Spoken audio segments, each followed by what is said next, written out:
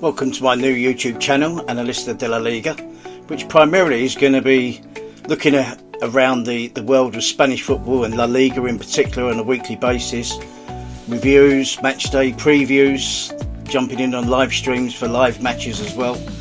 After 18 years working on Spanish football, I thought I might as well turn my hand to this.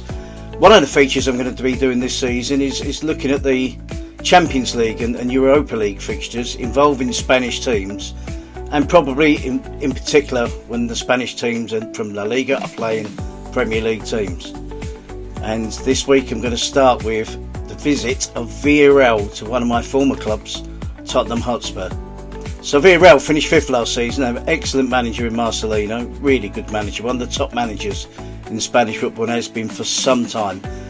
Maybe still underrated, but he is top notch. As I say, his team finished fifth last season. They've had a rocky summer in terms of transfers. They spent 102 million euros, which is astonishing, but they sold players for 108 million euros, so they still made a 6 million euro profit. Some important players they lost in Alex Baena, went to Atletico Madrid for 42 million. Jeremy Pino's gone to Crystal Palace. Tierno Barry has gone to Everton. But they've managed to spend the money wisely. They've had a decent start to the season. And if you are familiar with Villarreal over the last 20 years, they're no different. They still play the Villarreal style. They still play a 4-4-2. It can be narrow at times, but this particular team, it really isn't. They still play wide players. In the past, they've played a narrow midfield four to make sure that they can compete in midfield and play the two up front. But this season's version of them is still playing rapid wingers and players that look to stay and hug the touchline, but they're still playing two up front. It served them well so far. I think that their first defeat of the season came at the weekend against Atletico Madrid. And you have to remember, it's such a huge honour for Villarreal to be playing Champions League football. And I know they won the Europa League back in 2021 against Manchester United, but they're not regular participants in this competition. And I think there was team changes at the weekend that were made, bearing in mind the rotations, bearing in mind the Champions League against Spurs. It's a huge event for a small provincial club, to be honest, in Spanish football. But they've done it before. They're back in the competition now. What do they offer? As I say, they're very similar to the Villarreal teams we've seen in the past. One or two familiar faces for Spurs fans. One fourth is a regular, will be playing, starting at centre-back, I would imagine. Manu Solomon has just joined the club on loan. Has talked about him making his debut. He didn't play but didn't feature at the weekend. I don't think he'll start in this match. Maybe he might make his debut, depending on the way the game's going. But I don't think he'll start. I think Ayoze Perez comes back into the team. Hugely important for them up front.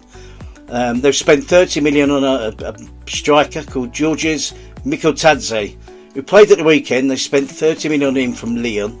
He didn't influence the game that much, to be honest, at the weekend, but they were playing away from home against Atletico Madrid.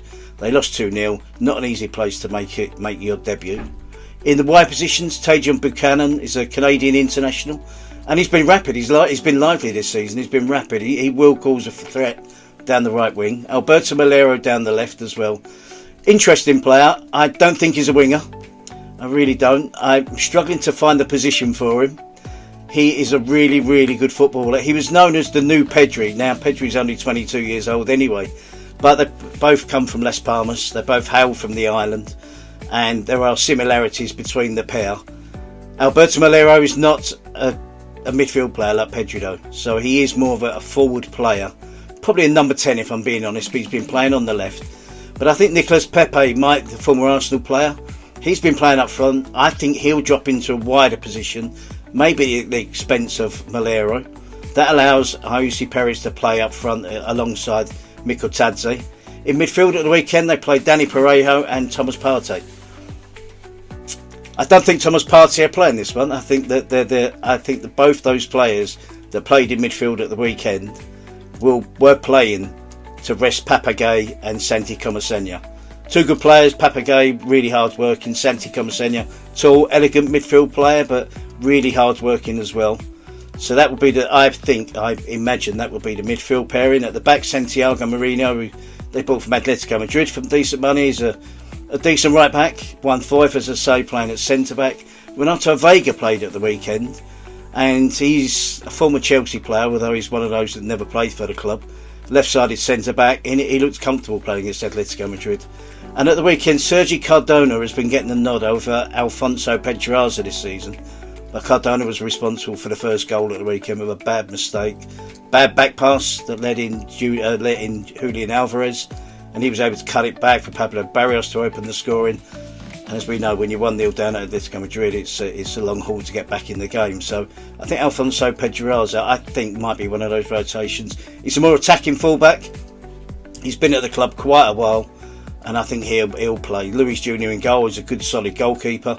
So they are what they are, Villarreal. As I say, they're delighted. It's a huge event for them to be playing Champions League football, and in particular, I have to say, a huge event for them to be coming and playing a Premier League team, and they're making a real big thing about coming and playing at the Tottenham Hotspur Stadium, rightly so.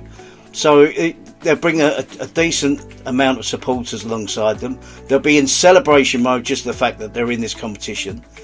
But for Spurs fans, and myself included, we have to be careful. You know, if you give them the chance to play, I don't think Thomas Frank will allow his players to do that. But if you drop off, you allow them to play, they've got the flair, they've got the talent, they will cause problems. Now, I think they would be delighted for a draw. Do I think they'll come and play for a draw? No, I don't think they will. I think they'll still keep two banks of four. They'll leave the two up front.